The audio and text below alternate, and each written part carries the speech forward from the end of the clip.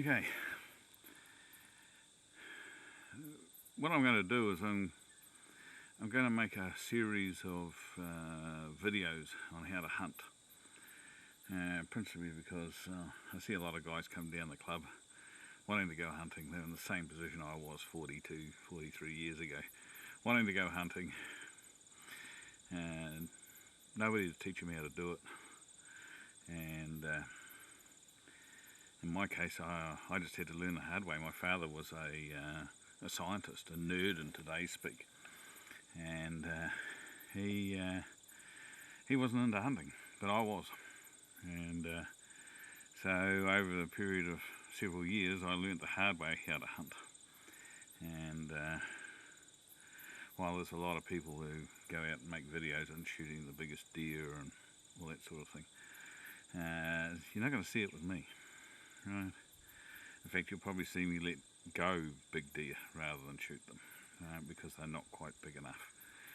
The one 2 days ago was about 180 on the Douglas for a fallow, which is not a bad, quite respectable. Might have got 190, but it certainly wasn't going to get 200 and something. And I'm primarily a meat hunter. Right, you may be wondering about the sudden change in location. This is basically due to battery problems. I've been trying to do this for a while on an old Panasonic Handycam, but the batteries are not too good, and Panasonic have stopped making them. But fortunately, the Chinese, who copy everything, still make them. So I've managed to source some Chinese ones, which hopefully should solve the problem. As a quick introduction, my name is Ewan Williamson, otherwise known as Ewie. And what I'm trying to do is I'm trying to do a series of videos on learning how to hunt, hence the title. All the videos are structured the same way. Learn how to hunt, episode 1 introduction, episode 2 the importance of water, etc.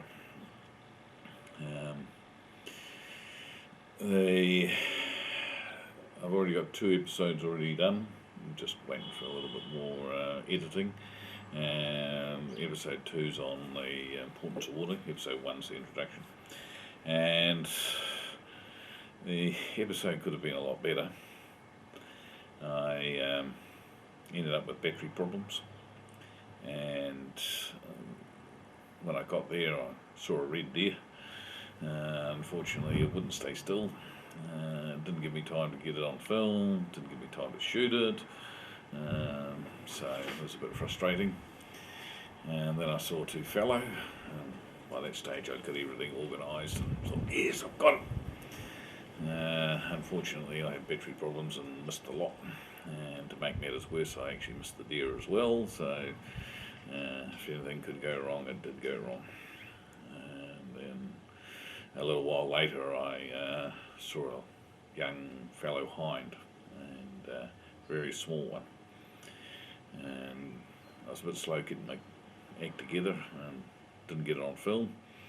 It basically walked off by the time I got my camera sorted, and didn't come back again. So, and then I mucked around for the rest of the day, and shot a couple of pigs at the end. I only really wanted to shoot one, but I shot it and then it ran off, and I thought, I can't have missed, but anyway, I must have.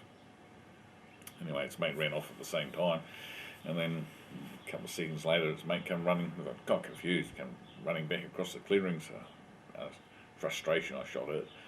When I got over there, I found both pigs, and so I had to count both pigs up the razorback, which is not what I wanted to do, but anyway. I'll probably do one more on the importance of water, because it is such an important topic, and there's a lot of even experienced hunters who don't really understand how water and understanding the deer's need regarding water would actually give you, an edge on getting the deer. Episode 3 is on how to cut it up.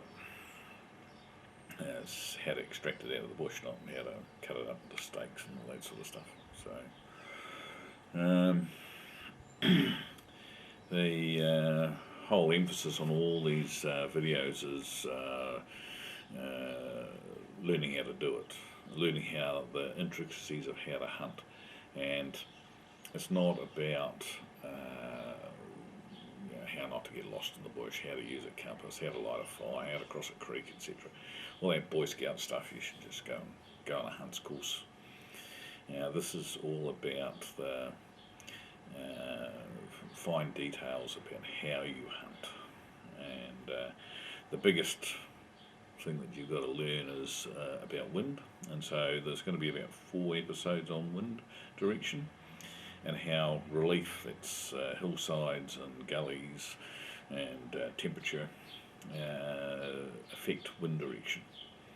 And it's a topic that's very poorly understood by a lot of hunters, and since the deer's sense of smell is their #1 defence against getting shot, if you want to be a successful hunter, you really do have to understand the intricacies of wind direction, or how relief affects wind direction. So it'll contain all sorts of useful tips, like how to hunt upstream with the wind behind you. If you asked an experienced hunter, "Oh, can you do it?" and they say, "Oh, no, the deer will know that you're coming." But if you understand how the wind goes up a gully, you can actually hunt upstream with the wind behind you. Another one will be on improving your eyesight. You'll be all nice and young and 18, 20, have 20/20 vision. Not some silly old git like myself who needs the best contacts money can buy, plus glasses to be able to see. So despite having 20/20 vision, you'll be struggling to see the deer. And it's not your eyes that is the problem, it's your head. And it's understanding how to get your head and your eyes to work as a team in order to spot the deer. That's what I'll be raving on about.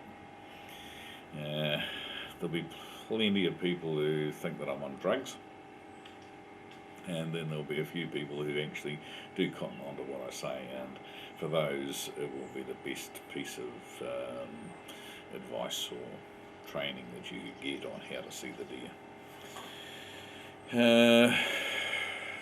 The other big factor of being able to get deer is getting to know your area. It's like 70% of hunting. Being successful is knowing your area, and the big mistake that most inexperienced hunters will do is that they'll go to one area, oh yeah, didn't try, didn't see anything, and they'll go to another area, oh no, I'll go somewhere else, instead of actually concentrating on one area. If it's got footprints, if it's got it's got deer, all you have to do is learn how to hunt it.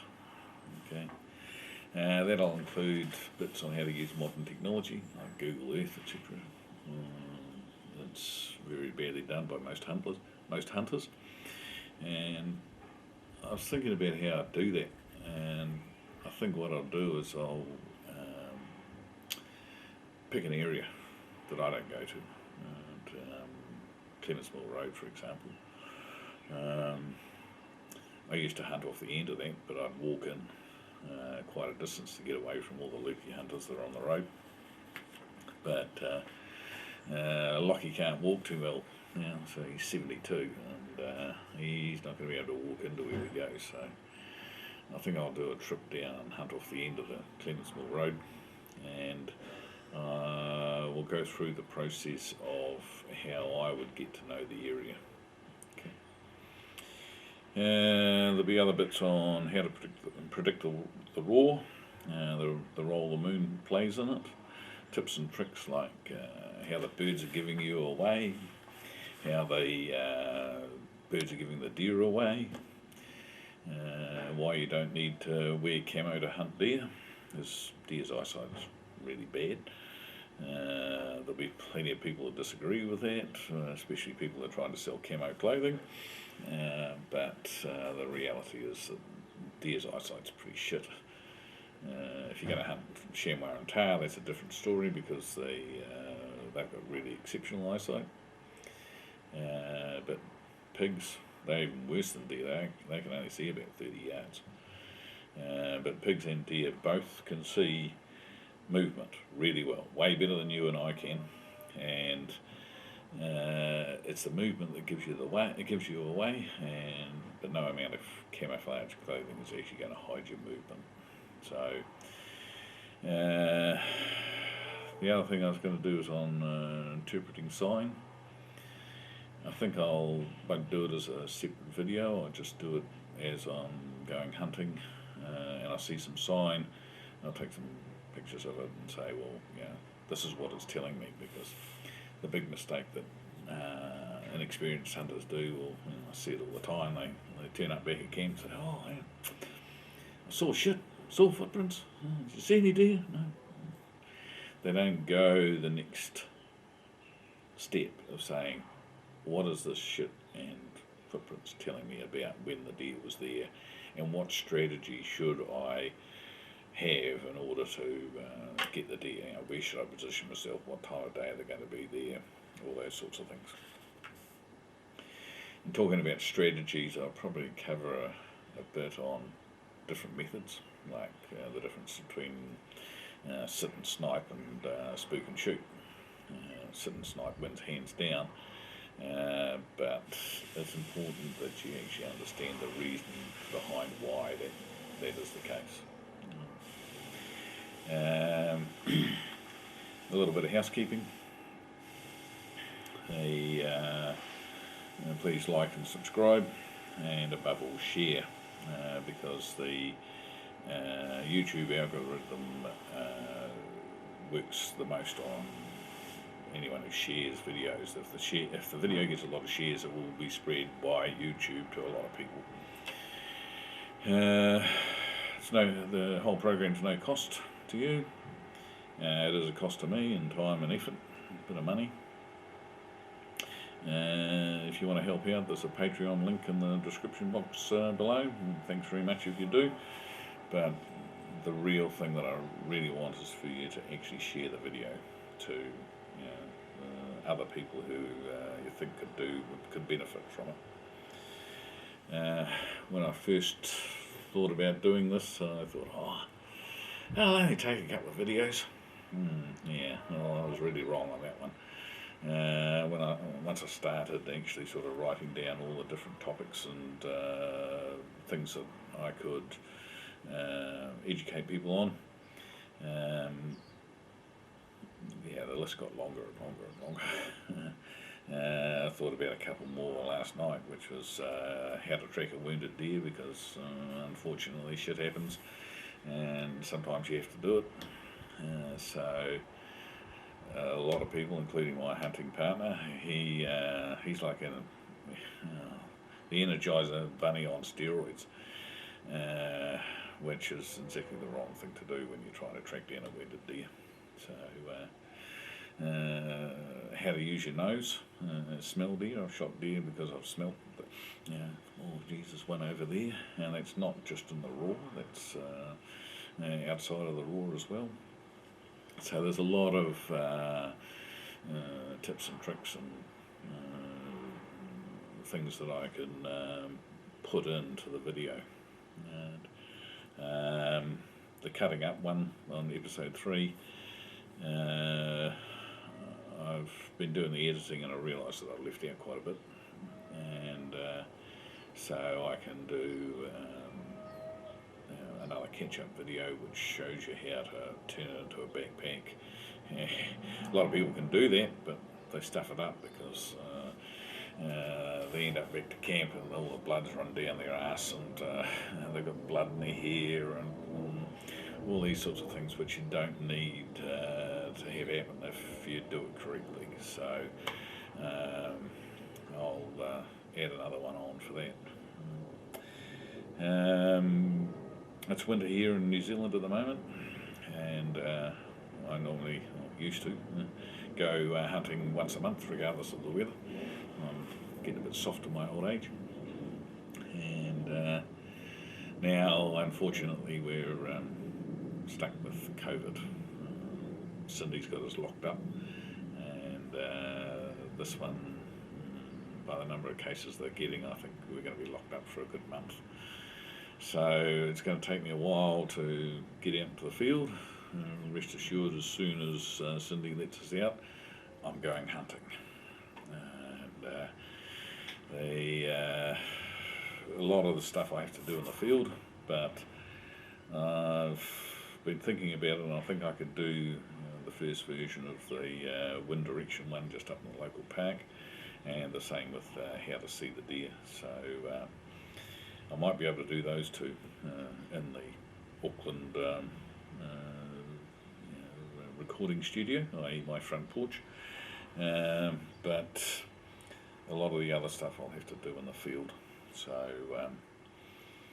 yeah, it's going to be a series of videos over the next few months, because they do take quite a bit of time to do, and then find a time to be able to edit it and then stick it up. When you're blessed with an internet connection which is as slow as a wet week, it makes life a little bit tricky. So yeah, please like, subscribe, and above all share, and hopefully you enjoy the videos. Okay, thank you.